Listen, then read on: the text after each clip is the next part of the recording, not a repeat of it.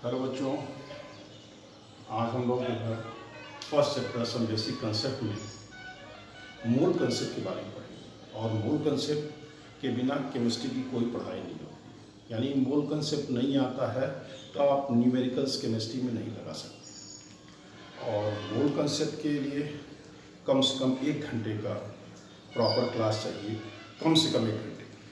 और आप प्रैक्टिस करेंगे या और भी न्यूमेरिकल वगैरह कराया जाएगा तो उसमें और समय लगता है।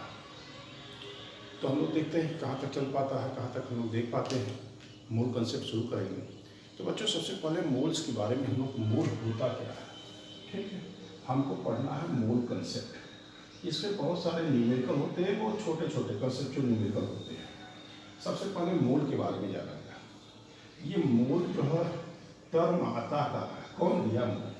तो मूल टर्म जो है पहली बार ऑस्टोवर्ड ने दिया, ऑस्टोवर्ड ने दिया, ऑस्टोवर्ड, ठीक है। और जो मूल टर्म का मतलब होता है हीट और पाइप। लेकिन इससे क्या मतलब, इससे कोई बात समझ नहीं आती। लेकिन हम मोल की बात करें तो mole is a fundamental unit. जैसे आप जो है बहुत सारी यूनिट पढ़ते हैं, 7 बेसिक यूनिट्स पढ़े हैं इस चैप्टर में कि आपको लेंथ को मेजर करना हुआ तो आप मीटर में मेजर करते हैं, आपको टाइम मेजर करना हुआ तो सेकंड में मेजर करते हैं, ऐसा यूनिट उसकी सेकंड में है। टेम्परेचर है, केल्विन में मेजर करते हैं। उसी तरह इंटेंसिटी ऑफ लाइट है, कैंडेला में करते हैं। करंट है, एम्पियर में करते हैं। उसी तरह केमिस्ट्री में अमाउंट ऑफ सबस्टेंस को मेजर करने के लिए हम लोग मोल वर्ड यूज करते हैं। मतलब it is a fundamental quantity, ऐसा फंडामेंटल क्वांटिटी है जिसमें अमाउंट ऑफ सबस्टेंस को एक्सप्रेस करते हैं in the terms of mole. यानी इसमें हमको रिप्रेजेंट क्या करना है, अमाउंट ऑफ सबस्टेंस, ठीक है। अमाउंट ऑफ सबस्टेंस को रिप्रेजेंट करने के लिए हम जो टर्म यूज करते हैं मोल। बाकी में क्या यूज कर रहे थे, जैसे लेंथ के लिए क्या यूज करते थे, तो आप जानते हो आप मीटर यूज करते थे। टाइम के लिए आप यूज करते 7 बेसिक यूनिट्स है, ठीक है। टाइम के लिए क्या यूज करते थे, सेकेंड। उसी तरह हम थोड़े बहुत लिख देते हैं, टेम्परेचर के लिए क्या यूज करते हैं, केल्विन, ठीक है। और करंट के लिए क्या करते हैं, बोलो, एम्पियर करते हैं, एम्पियर। उसी तरह इंटेंसिटी ऑफ लाइट, तो इंटेंसिटी ऑफ लाइट के लिए हम लोग क्या करेंगे, कैंडेला, ठीक है। तो यही सब हमारी यूनिट्स थी, तो हमको मेजर करना था, ठीक है। मास को मेजर करते थे, चलो 7 हो गया, किलोग्राम, यही तो हमारी यूनिट्स थी। जैसे ये यूनिट्स पढ़ते थे, उसी तरह अमाउंट ऑफ सबस्टेंस को पढ़ने के लिए हम लोग मोल टर्म यूज करते हैं। मोल टर्म को ऑस्टोवर्ड ने दिया था, और इस टर्म का मतलब था हीप और पाइप। जो ऐसे गेहूं वगैरह आप गला देते हो, वो हीप होता है, उसी को हीप, ढेर बोलते हैं, ढेर या पाइप। लेकिन हीप, ढेर और अमाउंट ऑफ सबस्टेंस से काम नहीं चल रहा है। हम थोड़ी थोड़ी चीजें और बेसिक्स देखते हैं। जैसे आप ध्यान, आपको सुना होगा ये टर्म कि अगर 1 पेयर पेन की बात करते थे या 1 पेयर शू की बात करते थे तो आप 2 की बात करते। 1 पेयर मीन्स क्या होता है, 2। 1 डजन की बात करते हो तो आप क्या कहते हो, 12। 1 स्कोर की बात करते हो, 1 स्कोर की बात करते हो तो 20। 1 ग्रूज की बात करते हो तो 144। उसी तरह जैसे ये कहते हैं आप, उसी तरह 1 मोल का मतलब हो जाएगा 6.022 into 10 to the power 23 particles or individuals, ठीक है। क्यों पार्टिकल्स या इंडिविजुअल्स कर रहे हैं, या इंडिविजुअल्स, ऐसा क्यों है? देखो होता क्या है, जब हम एक पेयर की बात करते हैं तो 2 आता है, जो इधर यूनिट लेंगे वही इधर लेना पड़ेगा। एक पेयर पेन की बात करेंगे तो 2 जूते नहीं कहेंगे, 2 पेन ही कहेंगे। उसी तरह 1 डजन में जो इधर आर्टिकल्स लेंगे वही उधर लेना पड़ेगा। यहाँ 1 मोल एटम की बात करेंगे तो इतने एटम्स हो, यानी कितने, 6.022 इंटू 10 पावर 23 एटम्स। इतने इलेक्ट्रॉन की बात करेंगे तो इसमें इतने इलेक्ट्रॉन्स की बात की जाएगी। आपको इसी नंबर को एवोगैड्रो नंबर भी कहा जाता है, यानी 6.22 × 10⁻23 को इस जो नंबर है इसी को बोलते हैं एवोगैड्रो नंबर, एवोगैड्रोस नंबर, इसी को एवोगैड्रोस नंबर। अब धीरे धीरे थोड़ी सी बात ये समझ में आई हमको, 3 बातें समझ में आई कि मोल कौन दिया है, मोल का मतलब हीप या ढेर होता है। जैसे बाकी हमारी 7 यूनिट्स होती हैं उसी तरह mole is a fundamental units to measure the amount of substance. Chemistry में अमाउंट ऑफ सब्सटेंस को मोल में एक्सप्रेस करते हैं। और वो मोल कितना होता है, एक छोटी सी आइडिया निकल के आप आए, जैसे एक पेयर में 2 होते हैं, 1 डजन में 12 होता है, 1 स्पून में 20 होता है। सिमिलरली उसी तरह 1 मोल का मतलब ही हो जाएगा Avogadro number of particle. Avogadro number कितना है 6.022 × 10⁻23। अब यही बात नहीं, अब यहीं से हम मोल्स के बारे में पढ़ना शुरू करेंगे। अभी तक मोल के बारे में नहीं, इनकी इंट्रोडक्शन पढ़ रहे थे कि मोल टर्म कहाँ से आया, इसकी इंट्रोडक्शन के बारे में। अभी भी मोल अभी हम स्टार्ट नहीं कर रहे हैं। मोल जानने से पहले हमको 2-3 टर्म जान लेना बहुत जरूरी है। वो 2-3 टर्म जानते रहेंगे तो मोल का न्यूमेरिकल वगैरह हम लोग कर पाएंगे। आइए मोल अभी स्टार्ट ना करके 2-3 टर्म और जान लेते हैं। तो आइए देखा जाए।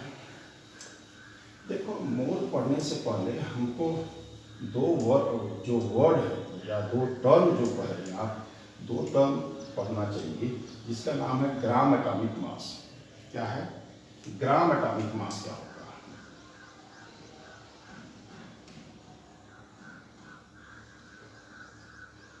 एटॉमिक मास GAM, और दूसरा है ग्राम मॉलिक्यूलर मास, मॉलिक्यूलर मास। ये 2 टर्म क्या है GMM।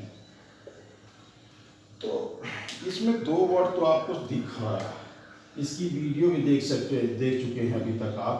आपको इस चैप्टर की तीसरी वीडियो जो बनाया था, सम बेसिक कांसेप्ट की तीसरी वीडियो जो बनाई थी, उसमें एटॉमिक मास को एक्सप्लेन किया था। थोड़ा सा बच्चे जो नहीं वो देखे होंगे एटॉमिक मास होता क्या था वो आप जान चुके हैं। एटॉमिक मास क्या जानते थे आप? ये जानते थे एटॉमिक मास मीन्स होता है number of times an atom is heavier than the 1/12 mass of the carbon 12 isotope. मतलब कि कार्बन 12 आइसोटोप्स के 1/12 मास से कौन कितना भारी है। और ये टर्म आया कहाँ से? तो एटॉमिक मास की जो यूनिट थी वो क्या थी? AMU। AMU का फुल फॉर्म क्या था?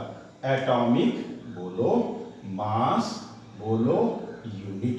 एटॉमिक मास यूनिट है, इसकी यूनिट एटॉमिक मास यूनिट या यू कहते हैं, यू को बोलते हैं यूनिफाइड। लेकिन एटॉमिक मास को हम एटॉमिक मास यूनिट या यू में मेजर करते हैं। लेकिन एक AMU होता कितना है? 1 AMU होता कितना है? यही होता 1/12 मास ऑफ कार्बन 12 आइसोटोप्स। यानी कि कार्बन 12 का एक एटम ले लें, उसका जो मास है उसका 1/12 किसके बराबर होता है? 1 AMU। ठीक है, 1 AMU। यानी जैसे एक ईटा हम ले लिया तो एक ईटे को अगर मास को हम कितना मान लें? 1 AMU ले लें, हमारा वजन कितना हो जाएगा? 90 ईटे के बराबर हो जाएगा, यानी 90 kg हम हुए। उसी तरह हम एक AMU मतलब एटॉमिक मास की एक यूनिट है जिसका मास कितना होता है। इसीलिए जो आप पढ़ते हो, नहीं पढ़ते हो कि एटॉमिक मास ऑफ ऑक्सीजन कितना पढ़ते हो? एटॉमिक मास ऑफ ऑक्सीजन पढ़ते कितना हो? आप कितना लिखते हो? बोलो कितना बचा बोलेगा? 16। सर 16 होता है एटॉमिक मास ऑक्सीजन का। तो नहीं बेटा, 16 AMU होता है या 16 बोलो U होता है। मतलब 16 times heavier than this much amount. यानी ऑक्सीजन इज 16 टाइम्स, का मतलब हुआ oxygen is 16 times heavier than the 1/12 mass of the carbon 12 isotopes, या 16 टाइम्स हैवियर देन 1 AMU। उसी तरह किसी का भी आप देख सकते हैं। एटॉमिक मास ऑफ ऑक्सीजन था, एल्युमिनियम हो जाएगा, कितना हो जाएगा? 27 U। नहीं कर पाएंगे। सोडियम है, कर दिया जाए तो कितना हो जाएगा? सोडियम का एटॉमिक मास कितना होता है? याद करना पड़ेगा आपको। कितना है 23, 23 नहीं 23 U means sodium is 23 times heavier than 1/12 mass of the carbon dioxide. ये हम पढ़ रहे थे किसके बारे में, एटॉमिक मास क्या है। लेकिन हमको पढ़ना है एटॉमिक मास नहीं, यहाँ लग गया है ग्राम एटॉमिक मास। क्या पढ़ने जा रहे हैं, ग्राम एटॉमिक मास। क्या होता है ग्राम एटॉमिक मास, जब हम व्हेन वी एक्सप्रेस या report the atomic mass in term of gram या report in term of gram, तो क्या करें, व्हेन एटॉमिक या ऐसे लिखिए gram atomic mass is numerically equals to gram atomic mass is numerically equals to atomic mass in gram। यानी atomic mass को ही ग्राम में एक्सप्रेस कर दें तो ग्राम एटॉमिक मास हो जाएगा। यानी एग्जांपल आप देखिए, एग्जांपल देखिए, इसको हटा देते हैं, यहां से हटा दिया। यानी ग्राम एटॉमिक मास क्या हो जाएगा, अगर एटॉमिक मास को ग्राम टर्म में लिख दे, रिपोर्ट करें उसको ग्राम में, कैसे, जैसे एटॉमिक मास अगर करें ऑक्सीजन का, एटॉमिक मास ऑफ ऑक्सीजन, तो क्या लिखते हो, अभी लिख रहा था 16, लेकिन ग्राम एटॉमिक मास लिख दें, ग्राम atomic mass of oxygen, gram atomic mass of oxygen is 16 ग्राम। उसी तरह किसी के लिए भी कर सकते हो। दूसरा example, atomic mass of sodium कितना होता है, अभी लिखे थे 23, लेकिन ग्राम एटॉमिक मास तो क्या हो जाएगा ऑफ सोडियम, तो क्या लिखेंगे 23 ग्राम। यानी उसी को ग्राम में लिख दिया जाए, ग्राम में लिख दिया जाए एटॉमिक मास को, तो ग्राम एटॉमिक मास होता है। और इसी ग्राम एटॉमिक मास को आगे चल के बताएंगे कि यह 1 मोल के बराबर होता है, आगे चल के बताएंगे। उसी तरह आओ आगे देखते हैं, अपने से बना लोगे अब तो आप। हम कहते हैं कि GMM क्या होता है, GMM तो क्या है, GMM ग्राम मॉलिक्यूलर मास, ग्राम मॉलिक्यूलर मास। अगर मॉलिक्यूलर मास को ग्राम में लिख दें तो ग्राम मॉलिक्यूलर मास होता है। लेकिन कई बच्चों को मॉलिक्यूलर मास नहीं पता है, तो पहले यही देख लिया जाए मॉलिक्यूलर मास। पहले मॉलिक्यूलर मास पढ़ रहे हैं, तो मॉलिक्यूलर मास क्या होता है, ध्यान से देखिए, लिख भी देते हैं। It is a sum of the number of atomic masses present in the molecules is known as gram molecular mass, sorry is known as molecular mass वाली। वो मॉलिक्यूलर मास के बारे में क्या बता रहा था कि अगर जैसे कि एग्जांपल के साथ देखा जाए CO2 है, इसमें जितने एटम्स हैं उनके एटॉमिक मास को सबको मॉलिक्यूलर मास कहते हैं। ये मॉलिक्यूल्स है, इसमें कितना कार्बन है, एक कार्बन का मास कितना है 12, ऑक्सीजन कितना है 2, एक का कितना मास होता है 16, कितना हो जाएगा 12 + 32 कितना आ गया 44। इसका मास कितना हो जाएगा 44U। समझ में आ रहा है, 44U। U क्यों लिख रहे हैं, क्योंकि मॉलिक्यूलर मास की यूनिट भी क्या है, U या AMU, ये मॉलिक्यूलर मास। उसी तरह दूसरा कुछ और भी निकाल लिया, जैसे वाटर का मॉलिक्यूलर मास कितना होगा, कितने हाइड्रोजन हैं 2, एक का मास कितना होता है 1, ऑक्सीजन कितने हैं 16, ठीक है, तो कितना हो जाएगा 18 क्या AMU या 18, बोलो 18U। ये क्या है, ये सब ग्राम, ये सब क्या है मॉलिक्यूलर मास। यानी अब आपको समझ में आ रहा है, और कोई डिफिनीशन बोलना चाहे तो बोल सकता है। क्या डिफिनीशन बोल सकता है, molecular mass is equals to sum of the atomic masses of elements present in the molecules is known as molecular mass. ये मॉलिक्यूलर मास हो गया। अगर इसी को ग्राम मॉलिक्यूलर मास कहेंगे तो अब आप समझ पाएंगे। इसी मॉलिक्यूलर मास को ग्राम में लिख देंगे, जैसे ग्राम मॉलिक्यूलर मास।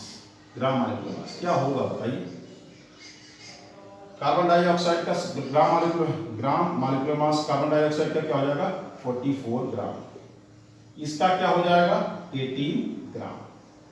ठीक है, ये बात यानी ये हो गया ग्राम मॉलिक्यूलर मास मीन्स ऐसे ही बना दीजिएगा, gram molecular mass is numerically equals to the molecular mass in ग्राम।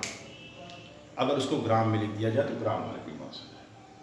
ये हम क्यों बता रहे थे, मूल कंसेप्ट अभी शुरू नहीं किया, ये क्यों बता रहे थे, तो इसलिए बता रहे थे कि मोल की हम लोग 3 डिफिनीशन देखेंगे, एक डिफिनीशन नहीं, मोल की 3 डिफिनीशन, 3 परिभाषा देखेंगे और उस तीनों से न्यूमेरिकल को सॉल्व करेंगे। ठीक है, तो तैयार है मोल का डिफिनीशन देखने के लिए? Okay, be ready for. अब हम लोग स्टार्ट करने जा रहे हैं मोल कंसेप्ट। ठीक है, मोल कंसेप्ट से पहले हम लोग ग्राम एटॉमिक मास, ग्राम मॉलिक्यूलर मास क्यों पढ़े, ये हम लोग दूसरे डिफिनीशन में देखेंगे। इनके बिना मोल को डिफाइन करना थोड़ा मुश्किल है, इसलिए हम लोग पढ़ लिए। अब आइए मोल का फर्स्ट डिफिनीशन देखने जा रहे हैं। First, mole in term of number, in term of number. Number के टर्म में कहें तो मोल एक ऐसी क्वांटिटी है which having the Avogadro number of particle. Mole, one mole is defined as, या mole is defined as, mole is defined as quantity is defined as a quantity having, कितना बड़ा लिख रहा हूं, 6.022 into 10 power 23 particles called one mole, called हम उसको one mole कर सकते हैं। यानी क्या होगा, जैसे हम लोग यहाँ एक गेहूं पैदा हुआ है, मई का मौसम है, गेहूं का ढेर लगा दिया, ये गेहूं का ढेर है, बहुत बड़ा ढेर है गेहूं, और हमको पता है कि इसमें गेहूं की जो वीट है उसमें 6.022 into 10 power 23 गेहूं है। इसका मतलब ये कितना है, ये 1 मोल। यानी दुनिया की कोई भी आइटम, दुनिया की कोई भी पार्टिकल, दुनिया की कोई भी इंडिविजुअल अगर इतना है तो वह 1 मोल होगा। अगर 1 मोल पेन की बात करेंगे तो इतने पेन होने चाहिए। ये कौन है, इसी को एवोगाड्रो नंबर बोलते हैं, क्योंकि एवोगाड्रो नहीं दिया था, एवोगाड्रोस नंबर, इसी को एवोगाड्रोस नंबर कहते हैं, Na से रिप्रेजेंट करते हैं। यानी कि ये हमारा 1 मोल है।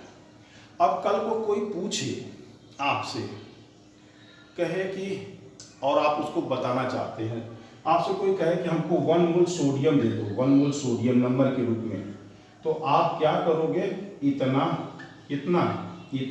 सोडियम के एटम दोगे उसको, सोडियम एटम। हम कहते हैं कि हमको 1 मोल सोडियम दे दो, तो आप क्या करोगे, क्योंकि 1 मोल किसके बराबर होता है, इस नंबर के बराबर होता है। तो 1 मोल सोडियम एटम मांगे थे, तो आप इधर भी एटम ही लिखेंगे, और कितना एटम देंगे उसको, एवोगाड्रो नंबर के एटम के बराबर देंगे। लेकिन ये उतना इफेक्टिव नहीं है डिफिनीशन। क्यों, काम तो हमारे आएगा न्यूमेरिकल में, लेकिन मजेदार क्यों नहीं है, क्योंकि एटम को गिनना हमारे और आपकी बस की बात नहीं है। एटम तो बहुत छोटा इकाई है, atom can not be seen, atom can not be isolate, तो एटम को अलग नहीं कर सकते। चलो एटम को नहीं कर पाते, हम गेहूं को गिनने के लिए कह देते हैं कि हमको 1 मोल गेहूं दे दो, 1 मोल वीट दे दो, तो आप क्या गिन पाएंगे?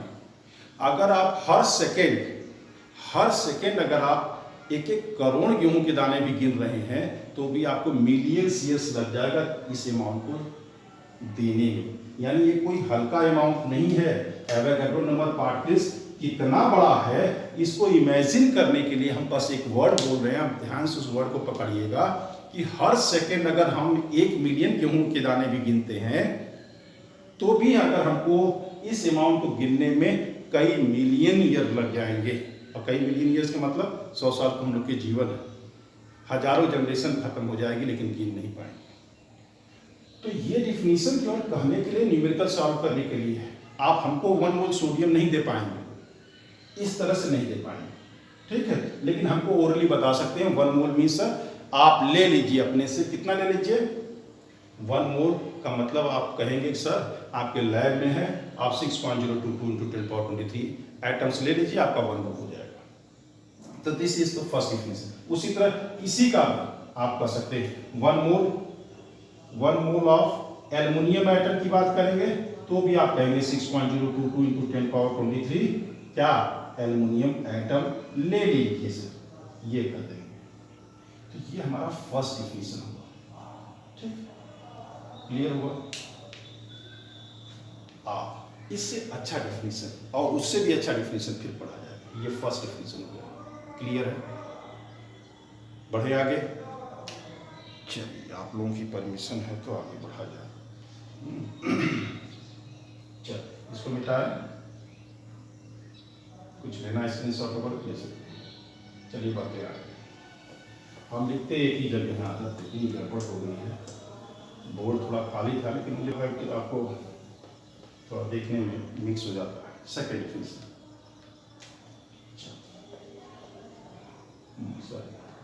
मोल in term of mass,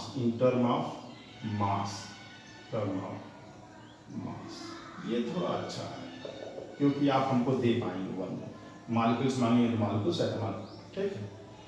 तो अगर हम सबस्टेंस की बात करें तो सबस्टेंस जो आपके हमारे अगल बगल है वो दो तरह का हो सकता है।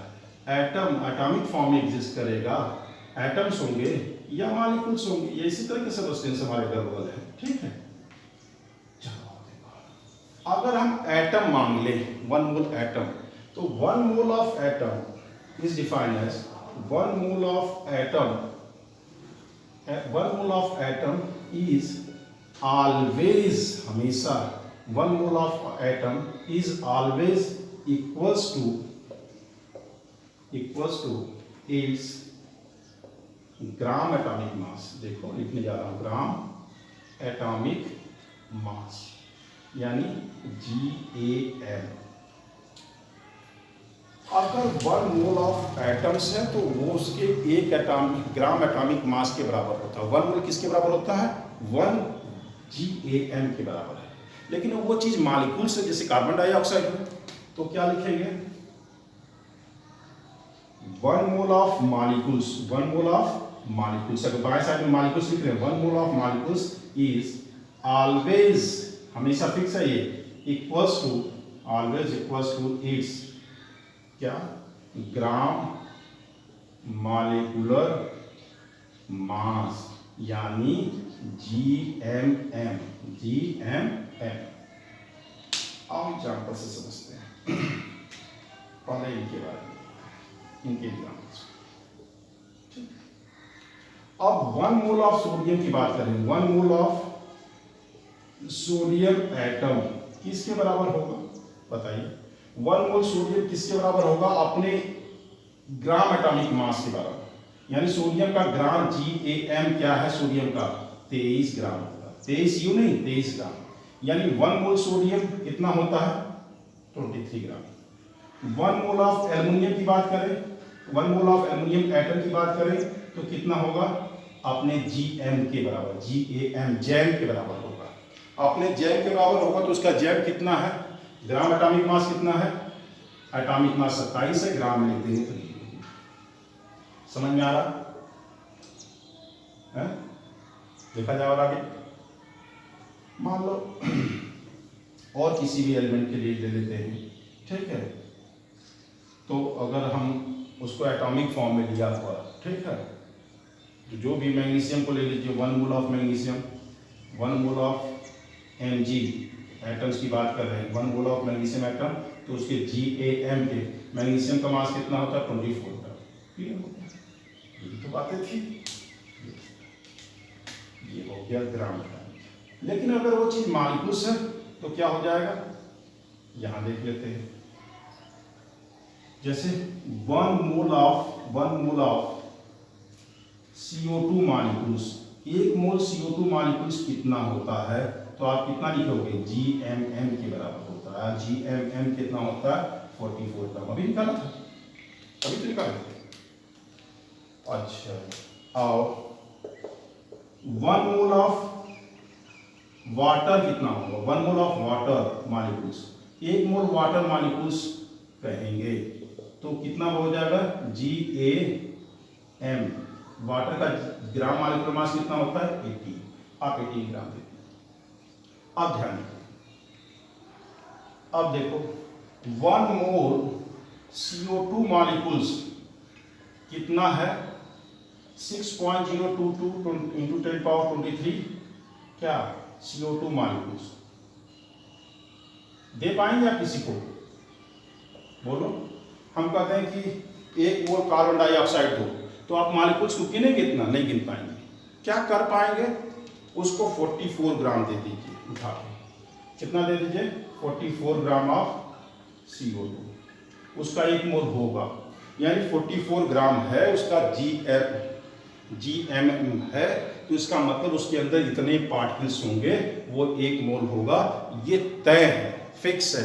ये सब एक्सपेरिमेंट से करके देखा जा चुका है, और आप भी कर सकते हैं। जब आप 12th पढ़ेंगे तो इलेक्ट्रोलिसिस प्रोडक्ट जब पढ़ेंगे तो वहाँ पे 1 मोल की बार बार वैल्यू निकालते हैं। सॉलिड स्टेट पढ़ेंगे तो उस चैप्टर में भी मोल को बार बार आप निकालते हैं। हम आपको अमाउंट ऑफ समझ देते हैं, आप मोल निकाल के बता पाते हैं कि कितने नंबर ऑफ पार्टिकल्स है वहाँ पे, तो वो 12th में भी कर लेते हैं, यहाँ पे भी कर सकते हैं, कोई बहुत बड़ा न्यूमेरिकल नहीं होता।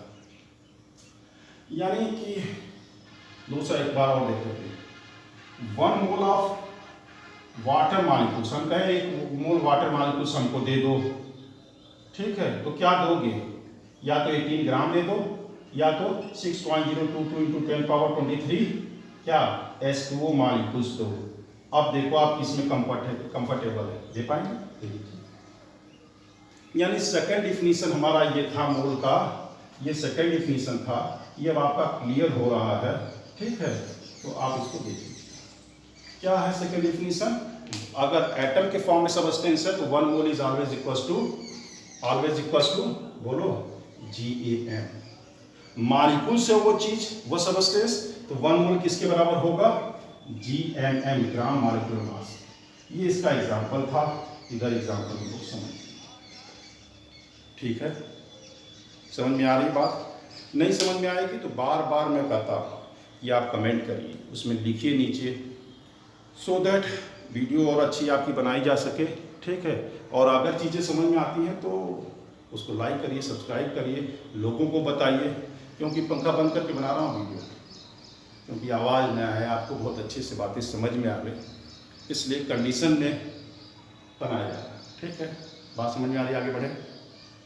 थर्ड डिफिनीशन देखने जा रहे हैं, यानी मोल को नंबर के टर्म्स में भी देख लिया, मास के टर्म में देख लिया। तीसरा डिफिनीशन केवल गैसीय सब्सटेंस की बात करेंगे, यानी ये सबके लिए नहीं है, जो सब्सटेंस गैस के रूप में है उसके लिए बात करेंगे, ठीक है। इसका स्क्रीनशॉट वगैरह लेना है, ले लीजिए। बढ़ते हैं थर्ड डिफिनीशन।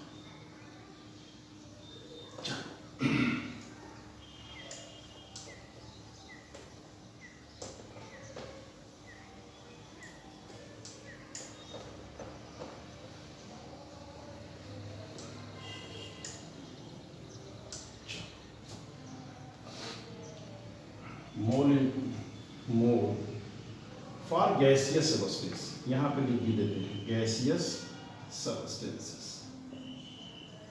अगर मोल की बात करें और गैस है, जैसे कार्बन डाइऑक्साइड हो गया, अमोनिया हो गया, वाटर हो, हाइड्रोजन हो गया, ऑक्सीजन हो गया, नाइट्रोजन हो, इनका अगर गैसियस सब्सटेंसेस हैं तो उसको कैसे 1 मोल को यानी वॉल्यूम के टर्म में बात करेंगे, ठीक है।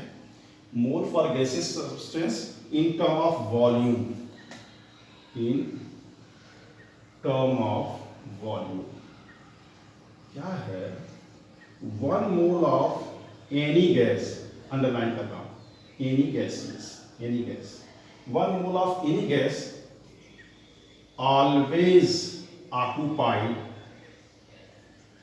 1 mole of any gas always occupied 22.4 liter at STP। यानी दुनिया की कोई भी गैस है, ठीक है, एनी गैस का मतलब दुनिया की कोई भी गैस है, तो हमेशा STP पे उसका वॉल्यूम कितना होगा 22.4 लीटर। जैसे हमारे पास ये एक डब्बा है, इस डब्बे में गैस भरी हुई है CO2 गैस है, और इसका वॉल्यूम हमको पता है कितना है, 22.4 लीटर, 22.4 लीटर एट STP। ये कहना बहुत जरूरी है। STP पे एक गैस है जिसका वॉल्यूम 22.4 लीटर है, इसका मतलब वो हमेशा 1 मोल के बराबर होगी। ये फिक्स्ड है, ये यूनिवर्सल ट्रुथ है, मान के चलिए।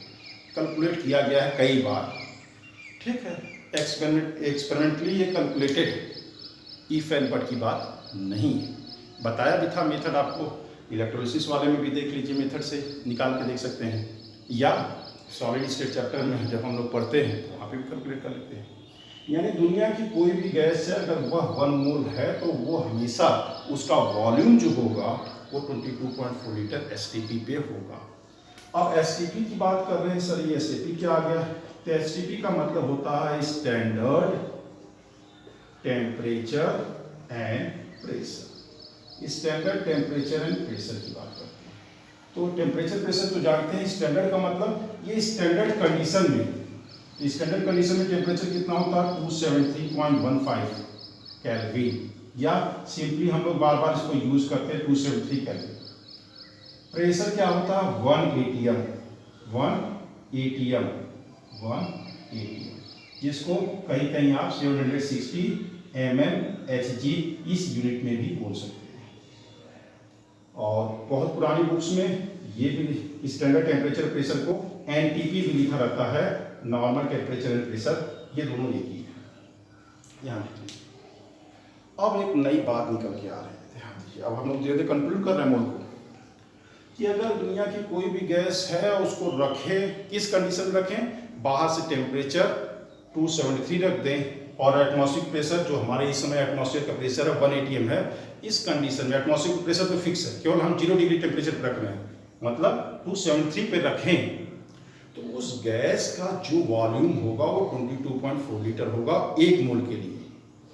1 मोल गैस। अब आओ देखो कंक्लूड करते हैं। यहाँ देखिए बहुत अच्छा कंसेप्ट देखते करते हैं। एक एग्जांपल यहीं पे मिटा रहे हैं, आप इसको देख लेंगे। आओ, थर्ड डिफिनीशन था, ये हमारा डिफिनीशन था थर्ड। चलो हम 1 मोल ऑफ CO2 मॉलिक्यूल्स लिखते हैं। 1 मोल ऑफ CO2 मॉलिक्यूल्स क्या क्या लिखेंगे, बोलो? लिखेंगे सर वो ये इतना होता है, ये सबको याद हो जाता है, 23 कार्बन डाइऑक्साइड। क्या लिखेंगे? मॉलिक्यूल्स ही लिखना मत भूलिएगा, क्योंकि जो इधर रहेगा वो इधर रहेगा। 1 मोल इतना होता है। फिर कोई बच्चा कहेगा, जो स्मार्ट है वो कहेगा सर इसके GMM के बराबर होता है। कार्बन डाइऑक्साइड का ग्राम मॉलिक्यूलर मास कितना होता है, तो इसका मॉलिक्यूलर मास 44 आता है, तो आप लिख दोगे सर 44 ग्राम होता है। यानी 1 मोल कार्बन डाइऑक्साइड किसका 44 ग्राम।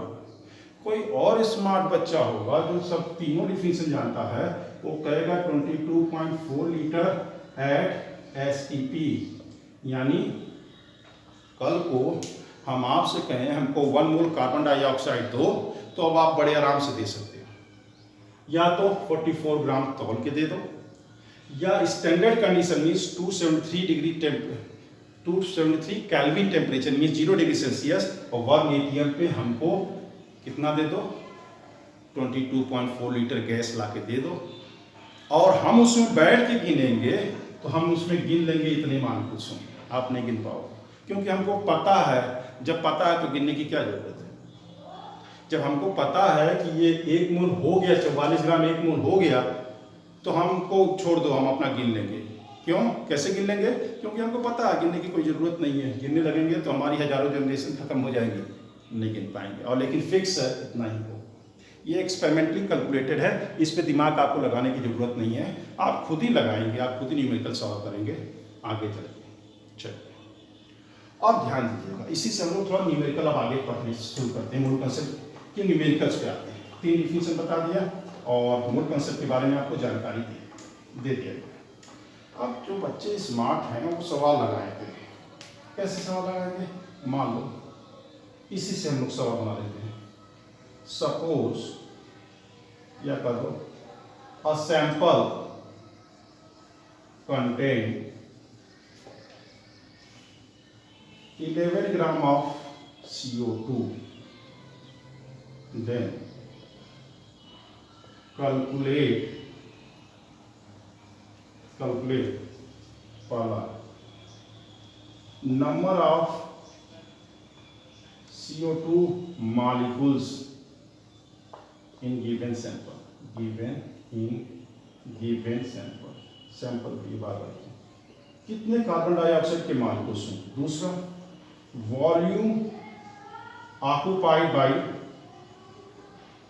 by CO2 at STP, कितना कार्बन डाइऑक्साइड का मॉलिक्यूल्स होगा उस डब्बे में, कितना वॉल्यूम होगा। तीसरा नंबर ऑफ कार्बन एटम निकालो। चौथा नंबर ऑफ ऑक्सीजन एटम निकालो। ठीक है, मास दे दिया, वॉल्यूम निकालने के लिए पूछ दिया, नंबर ऑफ मॉलिक्यूल्स पूछ दिया, आओ इतना कर देते हैं। चला जिसको ये लिखने आ गया उसको कोई क्वेश्चन मोल कंसेप्ट करना आए तो बताइए। और भी एक आध निकाल लेते हैं।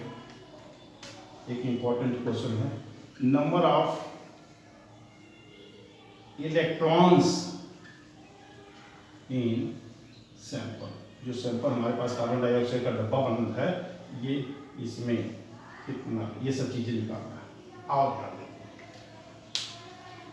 जब ये चीज पता है तो एलिमेंट्री मेथड से सब कुछ निकलेगा।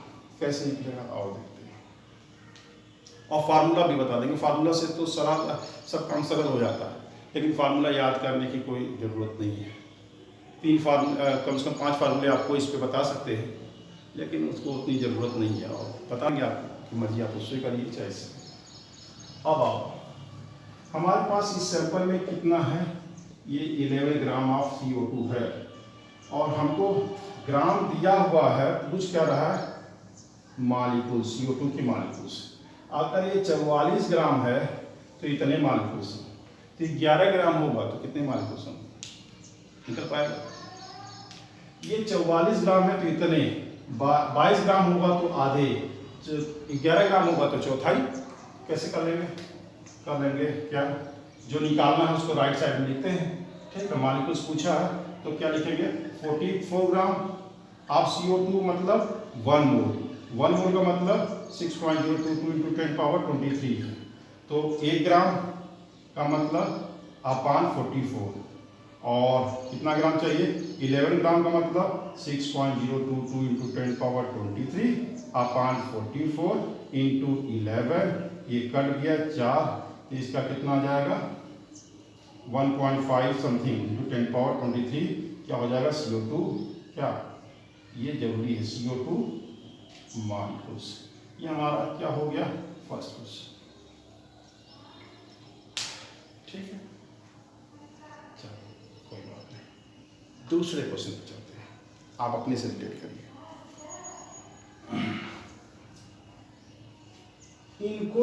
इनसे रिलेशन पूछा है, ठीक है, किसका, 11 ग्राम, यानी इनका और इनका रिलेशन है। ये दिया, मास दिया, वॉल्यूम में रिलेशन पूछा है। अगर ये 44 ग्राम होता, ये 22 लीटर, 22.4 लीटर होता, ये लेकिन 11 है तो उसका भी क्या कर लेंगे, कैसे कर देंगे, सेकेंड क्वेश्चन कैसे कर देंगे। 44 ग्राम मीन्स 1 मोल, 1 मोल्स मतलब कितना वॉल्यूम है, 22.4 लीटर एट STP है, तो वो 1 ग्राम कितना हो जाएगा, तो 22.4 लीटर अपान कितना 44, तो 11 ग्राम में कितना हो जाएगा, ये करते जाइए, कितना हो जाएगा 22.4 अपान 44 इंटू 11, ये लीटर में आ जाएगा क्या, एट STP। इसको काट देंगे तो 1/4 हो जाएगा, 1/4 हो जाएगा तो आधा कितना होगा, 11.2 लीटर आधा होगा, चौथाई कितना हो जाएगा 5.6 लीटर एट STP हो जाएगा। सवाल लग गया, समझ में आ रहा है, समझ में आ रहा है तो ठीक है, ठीक है, बढ़े आगे। नंबर ऑफ कार्बन एटम कितनी हुई, कोई बच्चा ध्यान दो, इसको थोड़ा पकड़ो, नंबर ऑफ कार्बन एटम कितने होंगे। पहले तो हम मॉलिक्यूल्स निकाल चुके हैं, उसमें मॉलिक्यूल्स कितने थे, ये थर्ड यही कर देंगे क्योंकि यहाँ पे निकाले। अब सोचो कि इस डब्बे में कितने मॉलिक्यूल्स है, ये जो 11 ग्राम का है उसमें 1.5 × 10⁻23 क्या CO2 मॉलिक्यूल्स है, यही तो है। एक डब्बे में इतने मॉलिक्यूल्स है हमारे 11 ग्राम में। एक मॉलिक्यूल्स में कितना कार्बन है, यही मॉलिक्यूल्स है। CO2 मॉलिक्यूल्स में कितना है, एक मॉलिक्यूल्स है तो कितना, एक मॉलिक्यूल्स में कार्बन का एटम कितना है 12, अच्छा कार्बन के एटम कितने हैं 1, तो कितने जितने मॉलिक्यूल्स उतने एटम हो जाएंगे। तो क्या हो जाएगा, नंबर ऑफ कार्बन एटम कितना हो जाएगा, एक मॉलिक्यूल्स में एक ही एटम है कार्बन का, तो कितने मॉलिक्यूल्स हैं, यही हमारा आ जाएगा 10⁻23 क्या कार्बन एटम। लेकिन ऑक्सीजन में देखो, ये वाला फोर्थ वाला, ये एक मॉलिक्यूल्स में कितने ऑक्सीजन के एटम है, 2 ऑक्सीजन के एटम, एक मॉलिक्यूल्स में 2 है, तो number of oxygen atom, oxygen का एटम जब निकालेंगे हमारे पास इतने मॉलिक्यूल्स हैं, एक मॉलिक्यूल्स में 2 ऑक्सीजन एटम है, तो क्या हो जाएगा 3 × 10⁻23 क्या हो जाएगा CO2 सॉरी इतने क्या हो जाएंगे O2 मॉलिक्यूल्स। लास्ट ये देखिए कितना इलेक्ट्रॉन होगा, हमारे पास मॉलिक्यूल्स डब्बे में कितना है, इतना है। एक मॉलिक्यूल्स में कितना इलेक्ट्रॉन होता है, देखो एक CO2 में कितना इलेक्ट्रॉन होगा, हम लिख देते हैं यही CO2 है ना, चलो कितना इलेक्ट्रॉन होगा, जितना प्रोटॉन होता है उतना इलेक्ट्रॉन होता है। तो प्रोटॉन का मतलब नंबर ऑफ कार्बन, यहाँ देखो प्रोटॉन की बात कर रहे हैं या इलेक्ट्रॉन की बात कर रहे हैं, तो प्रोटॉन कितना होता है, एटॉमिक नंबर के बराबर होता है। अगर ये न्यूट्रल है तो number of electron is equal to number of proton होता है। तो आप कार्बन का एटॉमिक नंबर ही तो नंबर ऑफ प्रोटॉन के बराबर होता है।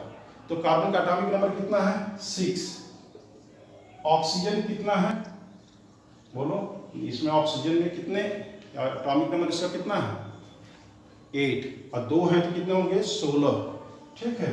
तो 8 है, ये 2 ऑक्सीजन एटम है, 1 का 8 यानी 6 हो गया, 8 × 2 = 16, कितना हो जाएगा 22।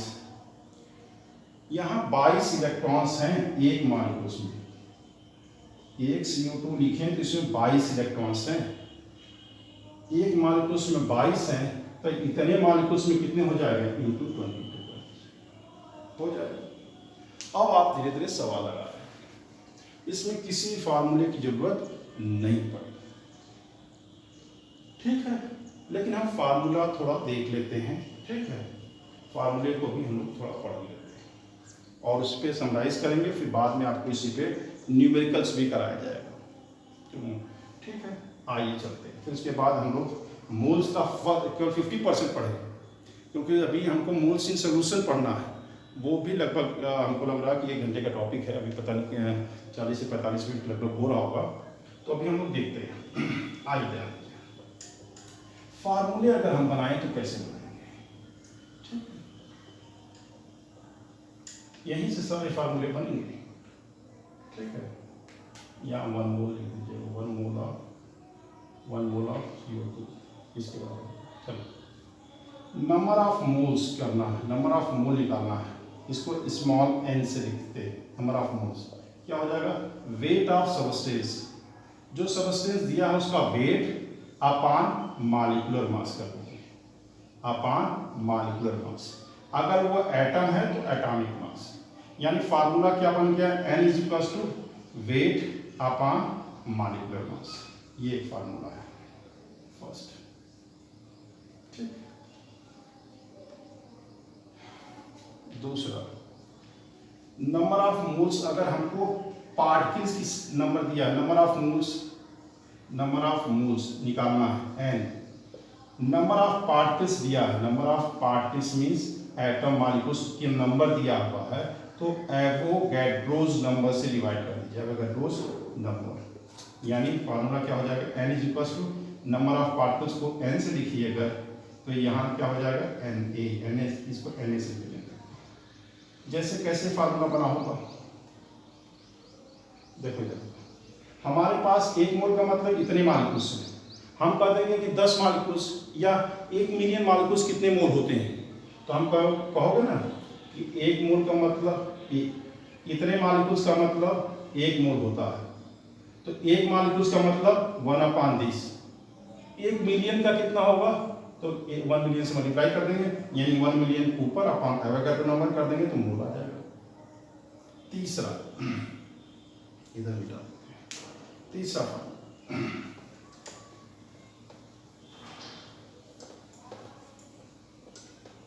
सारे इसी से फॉर्मूले बने हैं। ये जो आपने बनाया है रिलेशन, इसी रिलेशन से सारे फॉर्मूले आए हैं। तो फॉर्मूले क्यों याद करेंगे आप, इसी रिलेशन को याद रखिए। तीसरा वॉल्यूम के टर्म में देखो, number of moles of gas के लिए, नंबर ऑफ मोल्स ऑफ, ये gaseous, number of moles of gaseous substance के लिए है, ये गैसियस सब्सटेंस, ठीक है। वॉल्यूम ऑफ गैसेस, ठीक है, एट एसटीपी, एसटीपी पे दिया हो वॉल्यूम अपॉन 22.4 लीटर। जैसे हम कहें 1 मोल कार्बन डाइऑक्साइड तो इतना होता है, लेकिन हमारे पास 1 मोल नहीं है, हमारे पास 10 लीटर कार्बन डाइऑक्साइड, तो कितना मोल होगा, तो कितना दिया हुआ वॉल्यूम, कितना दिया हुआ 10 लीटर अपॉन 22.4 लीटर डिवाइड करेंगे तो क्या हो जाएगा, नंबर ऑफ मोल्स, यानी N equals to volume at STP upon 22.4 litre है। ये भी एसटीपी पे ही है, ये आ गया। इस तरह से अगर आप सवाल कर रहे हैं तो मूल कंसेप्ट के सवाल आपके कंप्लीट होंगे। अभी इसमें मूल कंसेप्ट के कम से कम एक और पीरियड लगेगा, लगभग 1 घंटे का, जिसमें हम लोग ये पढ़ेंगे। आपके 11वीं क्लास में तो केवल छोटा सा दिया हुआ, मोलरिटी नॉर्मलिटी दिया हुआ है, मोलरिटी दिया हुआ, मोल फ्रैक्शन 4 दिए हुए हैं। हम 9 आपको पढ़ाएंगे, यानी 9 ऐसे चीज़ें जो कंसंट्रेशन ऑफ सॉल्यूशन को एक्सप्रेस करती है। तो वो हम लोग नेक्स्ट वीडियो में देखेंगे कि how to express the concentration of solution. वो 9 वेज पे हम लोग उसको देखेंगे, उनके फार्मूले देखेंगे, उस पर न्यूमेरिकल लगाना सीखेंगे। इसमें भी आपको बार बार प्रैक्टिस करने होंगे। और हम तो एक सवाल से आपको बता दिया कि मूल कंसेप्ट के सवाल लगते कैसे हैं, और आपके ऊपर ये है कि आप ज़्यादा से ज़्यादा प्रैक्टिस करिए। जो कॉम्पिटिटिव एग्जामिनेशन की बुक्स हैं या एनसीईआरटी में भी जो क्वेश्चंस हैं उसको सॉल्व करिए। वीडियो अगर आपको ठीक लग रहा है, समझ में आ रही बातें, तो लाइक और सब्सक्राइब जरूर करिए। बार बार करता हूँ, अगर आप सब्सक्राइब करते हैं तो आपको नोटिफिकेशन मिलता है, और नोटिफिकेशन मिलता रहेगा तो आपको इसको आगे पढ़ पाएंगे और हमको भी एनर्जी मिल पाएगी। Thank you.